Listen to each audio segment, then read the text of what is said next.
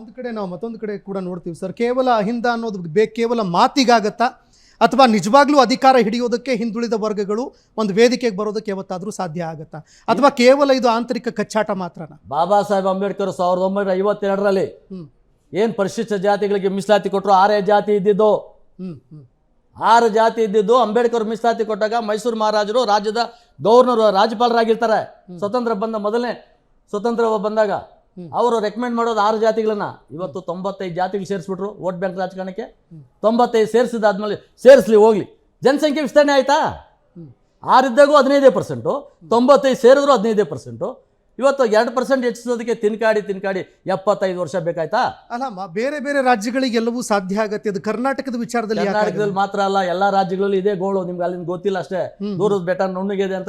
ಕೆಲವೇ ರಾಜ್ಯಗಳಲ್ಲಿ, ಎಲ್ಲಾ ರಾಜ್ಯಗಳಲ್ಲೂ ತುಳಿತ ಒಳಪಟ್ಟಂತವ್ರ ಪರವಾಗಿ ಧ್ವನಿ ಎತ್ತಂತ ಸಂಘಟನೆಗಳಾಗ್ಲಿ, ಧ್ವನಿ ಎತ್ತಕ್ಕಂಥ ರಾಜಕಾರಣಿಗಳಾಗ್ಲಿ, ರಾಜಕೀಯ ಪಕ್ಷಗಳಾಗ್ಲಿ ರಾಷ್ಟ್ರ ಮಟ್ಟದಲ್ಲಿ ರಾಜ್ಯ ಮಟ್ಟದಲ್ಲಿ ಇಲ್ಲ. ಇವತ್ತು ನಮ್ಮ ಭಾಸ್ಕರ್ ಪ್ರಸಾದ್ ನನ್ನ ಸಹೋದರ ಹಿರಿಯರು ಹೋರಾಟಗಾರರು ಚೆನ್ನಾಗಿ ಮಾಡಿದ್ದಾರೆ, ಭಾಳ ಹೋರಾಟ ಮಾಡಿದ್ದಾರೆ, ಭಾಳ ನಿಷ್ಠೂರ ಆಗಿದ್ದಾರೆ, ಭಾಳಷ್ಟು ಅವರು ನೋವು ತಿಂದಿದ್ದಾರೆ, ನಾನು ಒಪ್ಕೋತೀನಿ. ಇವತ್ತು ಇವ್ರ ಬಾಯಿಂದ ಬರಲಿ, ಆರ್ಥಿಕವಾಗಿ ಮೀಸಲಾತಿಯನ್ನು ಹಿಂದೆ ಇರ್ತಕ್ಕಂಥವ್ರಿಗೆ ಮೀಸಲಾತಿ ಸಿಗಬೇಕು ಅನ್ನೋ ಒಂದು ಸ್ಲೋಗನ್ ಅವ್ರ ಬಾಯಿಂದ ಬರಲಿ. ಆಮೇಲೆ ಉದ್ಯೋಗದಲ್ಲಿ ಮೀಸಲಾತಿ ಸಿಗ್ತಾ ಇರೋದು ಯಾರಿಗೆ? ಕ್ಲಾಸ್ 4 ಸಿಕ್ಕಲ್ಲ. ಈ ಚಪ್ಪಲಿ ಹೊಲಿಯನ್ಗೂ, ಜೀತ ಮಾಡೋನ್ಗೂ, ಕೂಲಿ ಮಾಡೋನ್ಗೂ ಸಿಕ್ಕೋದೆ ನಿಮಗೆಲ್ಲ. ನೀವೇ ಯಾರು IAS IPS IRS IFSಗಳು, ಡಾಕ್ಟ್ರುಗಳು, ಇಂಜಿನಿಯರ್ಗಳು ಇದ್ದೀರಾ, ನಿಮಗೇ ಸಿಗ್ತದೆ. ನೀವು ಹೇಳಿ, ನಮಗೆ ಬೇಡಪ್ಪ, ನಾನು ಚೆನ್ನಾಗಿದ್ದೀನಿ. ಇವಾಗ ನಾನು ಒಂದು ಕಾಲದಲ್ಲಿ ತಿನ್ನಕ್ಕೆ ಇಟ್ಕಿಲ್ದೇ ಇರ್ತಕ್ಕಂಥ ದೊಡ್ಡ ಬಡವ್ರ ಮನೇಲಿ ಉಡ್ದೋನು, ಮಲ್ಕೊಳಕ್ಕೆ ಜಾಗ ಆದಾಗ ಗೋಣಿ ಚೀಲದಲ್ಲಿ ಮಲ್ತಾ ಇದ್ದವನು. ಇವತ್ತು ನಾನು ಮಲ್ಕ್ತಾ ಇರೋ ವಿಷಯದಲ್ಲಿ ಮಾತಾಡ್ತೀನಿ ಅಂತಲ್ಲ, ನನಗೆ ಇವತ್ತು ನನ್ನ ಮಕ್ಕಳನ್ನ 90% 95% ತಗೊತಾರೆ. ಕಾನ್ವೆಂಟ್ಗಳಲ್ಲಿ ಓದಿಸಿದ್ದೀನಿ. ನಾನು ಬೆಂಗಳೂರು ನೋಡಿದ್ದೆ ಡಿಗ್ರಿ ಮಾಡೋಕ್ಕೆ ಬಂದಾಗ. ಇವತ್ತು ನನ್ನ ಮಕ್ಕಳು 36 ದೇಶ ನೋಡಿದ್ದಾರೆ. ನನ್ನ ಮಕ್ಕಳಿಗೆ ಮೀಸಲಾತಿ ಬೇಡ ಅಂತ ನಾನು ಡಿಕ್ಲೇರ್ ಮಾಡಿದ್ದೀನಿ. ಮಾಡಲಿ, ನಮ್ಮ IAS IPSನವರೆಲ್ಲ ಡಿಕ್ಲೇರ್ ಮಾಡಲಿ, ರಾಜಕಾರಣಿಗಳು MLAಗಳು MP ಗಳು ಡಿಕ್ಲೇರ್ ಮಾಡಲಿ. ಎಲ್ಲ ಅವ್ರ ಮಕ್ಕಳು ಮರುಮಕ್ಕಳು ಅವ್ರ ಮನೆಯವರೇ. ಇವತ್ತು ಮಲ್ಲಿಕಾರ್ಜುನ್ ಖರ್ಗೆ ಮನೇಲಿ 9 ಸಾರಿ MLA ಆಗಿದ್ರು, 2 ಸಾರಿ ಲೋಕಸಭಾ, 1 ಸಾರಿ ರಾಜ್ಯಸಭಾ. ಅಲ್ಲಿನ ಕರ್ಕೊಂಡ್ಬಂದು MLA. ಯಾರು ಬಲಿತರಿದ್ದಾರೆ, ಅವರಿಂದ ಯಾರ್ಯಾರು ದುರ್ಬಲರಾಗಿದ್ದಾರೆ, ಅವ್ರಿಗೆ ಸಮಸ್ಯೆ ಆಗಿದ್ರೆ ಆಗ್ತಾ ಇಲ್ಲ. ಈಗ ಒಳ ಮೀಸಲಾತಿಗೆ ಬರ್ತಾ ಇದ್ದೀನಿ. ಈಗ ಒಳ ಮೀಸಲಾತಿ ವಿಷಯದಲ್ಲಿ ಇವತ್ತು ಆಗಿರ್ತಕ್ಕಂಥ ಅನ್ಯಾಯದ ಬಗ್ಗೆ ಯಾರು ಚರ್ಚೆ ಮಾಡಿದ್ದಾರೆ? ಈವನ್ ಭಾಸ್ಕರ್ ಪ್ರಸಾದ್ನು ಸೇರಿಸಿ ಹೇಳ್ತೀನಿ ನಾನು. ಎಲ್ಲಿ ನೀವು ಕೇಳ್ತಾ ಇರೋದು ಜಾತಿ ಕೇಳ್ತಾ ಇದ್ದೀರಿ. ಜಾತಿಯಲ್ಲಿ ಇರ್ತಕ್ಕಂಥ ಬಡವರಿದಾರಲ್ಲ, ಚಪ್ಪಲಿ ಹೊಲಿತಾ ಇದ್ದಾನಲ್ಲ, ಅವನಿಗೆ ಮೀಸಲಾತಿ ಸಿಗಬೇಕು ಅಂತ ಹೇಳ್ಬೇಕು. ಒಂದ್ ನಿಮಿಷ ಸರ್,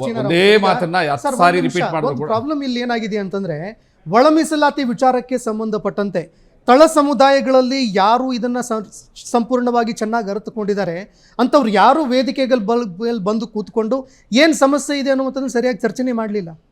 ಇಲ್ಲ, ಒಳ ಮೀಸಲಾತಿಯ ಸಮಸ್ಯೆ ಮತ್ತು ಚರ್ಚೆ ಇಡೀ ಕರ್ನಾಟಕಕ್ಕೆ ಗೊತ್ತಿರುವಂಥದ್ದೇ. ಚರ್ಚೆ ಏನ್ ಮಾಡ್ಬೇಕಲ್ಲ, 35 ವರ್ಷದ ಚರ್ಚೆ ಮಾಡ್ಕೊಂಡು ಬಂದಿರೋದು. ಏನಿದೆ ಅಲ್ಲಿ ಚರ್ಚೆ ಮಾಡೋದಕ್ಕೆ?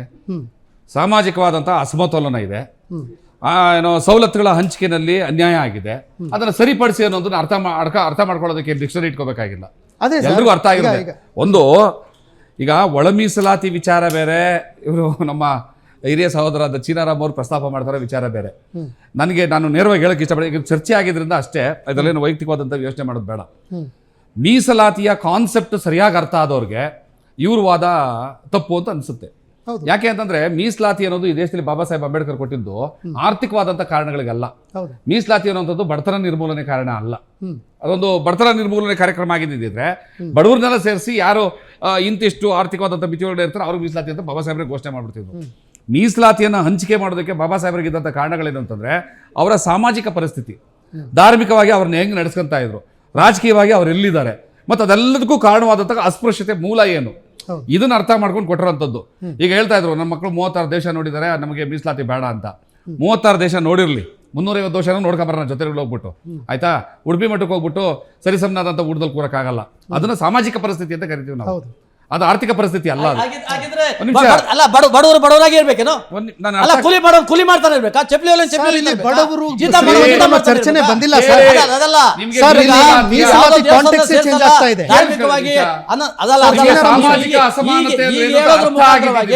ಈಗ ಹೇಳೋದ್ರ ಮುಖಾಂತರವಾಗಿ ಚಪ್ಪಲಿ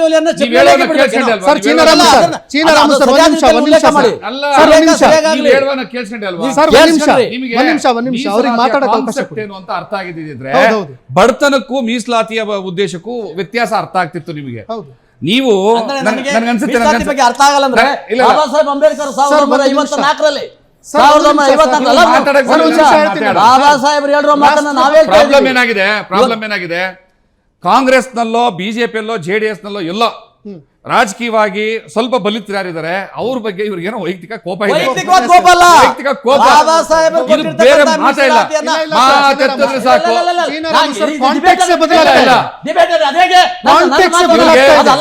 ಡಾಕ್ಟರ್ ಬಾಬಾ ಸಾಹೇಬ್ ಅಂಬೇಡ್ಕರ್ ಅವರು, ಸರ್ ನಾನು ಕೇಳ್ತಾ ಇರೋದಿಷ್ಟೇ, ಇವ್ರಿಗೆ ಬಾಬಾ ಸಾಹೇಬ್ ಅಂಬೇಡ್ಕರ್ ಕೋಪ ಅವರು ಇದೆ. ಯಾವ ಮಾನದಂಡಗಳ ಮೇಲೆ ಮೀಸಲಾತಿ ಕೊಟ್ಟಿದ್ರು ನಾನು ಕೇಳೋದಿಷ್ಟೇ. ಅವಶ್ಯಕತೆ ಇಲ್ಲ ಅಂತ ಹೇಳಿರೋದು. ನಾನೇ ಒಂದ್ ನಿಮಿಷ ಶ್ರೀಮಂತ ಅಲ್ಲ. ಸರ್, ಭಾಸ್ಕರ್ ಪ್ರಸಾದ್ ಸರ್ ಅವ್ರು ಮಾತಾಡೋದು ಅವಕಾಶ ನನಗೆ ಏನು ಕೊಡಿ. ಒಂದ್ ನಿಮಿಷ, ಮಾತಾಡೋಕೆ ಒಂದ್ ನಿಮಿಷ. ಕಾನ್ಸೆಪ್ಟೇ ಗೊತ್ತಿಲ್ಲ ಸರ್, ಅನ್ನೋದಾದ್ರೆ ಅದೇ ಕಾನ್ಸೆಪ್ಟ್ ನಿಮ್ಗೆ ಒಳಗೆ ಸರ್, ನಿಮ್ ಕಾನ್ಸೆಪ್ಟ್ ಬಗ್ಗೆ ಹೇಳ್ತಾ ಇಲ್ಲ ಇಲ್ಲಿ. ಬಾಬಾ ಸಾಹೇಬರು ಕೊಟ್ಟಿರ್ತಕ್ಕಂಥ ಸರ್ ಸರ್ ಒಂದ್ ನಿಮಿಷ ಒಂದ್ ನಿಮಿಷ ಒಂದ್ ನಿಮಿಷ ಒಂದ್ ನಿಮಿಷ ಒಂದ್ ನಿಮಿಷ ಸರ್ ಒಂದ್ ನಿಮಿಷ ಒಂದ್ ನಿಮಿಷ ಸರ್ ಒಂದ್ ನಿಮಿಷ ಸರ್. ಬಾಬಾ ಸಾಹೇಬ್ ಅಂಬೇಡ್ಕರ್ ಅವರು ಮೀಸಲಾತಿಯನ್ನ ಕೊಡಬೇಕಾದ್ರೆ ಇಲ್ಲಿ ಬಡವ ಶ್ರೀಮಂತ ಅನ್ನುವಂತಹ ವಿಚಾರ ಅಲ್ಲಿ ಬರೋದೇ ಇಲ್ಲ. ಕ್ಷಣ ಕ್ಷಣದ ಸುದ್ದಿಗಳಿಗಾಗಿ ಫ್ರೀಡಂ ಟಿವಿ ಸಬ್ಸ್ಕ್ರೈಬ್ ಮಾಡಿ, ಲೈಕ್ ಮಾಡಿ ಹಾಗೂ ಫಾಲೋ ಮಾಡಿ. ಹೊಸ ಸುದ್ದಿಗಳ ನೋಟಿಫಿಕೇಶನ್ಗಾಗಿ ಬೆಲ್ ಐಕಾನ್ ಮೇಲೆ ಕ್ಲಿಕ್ ಮಾಡಿ.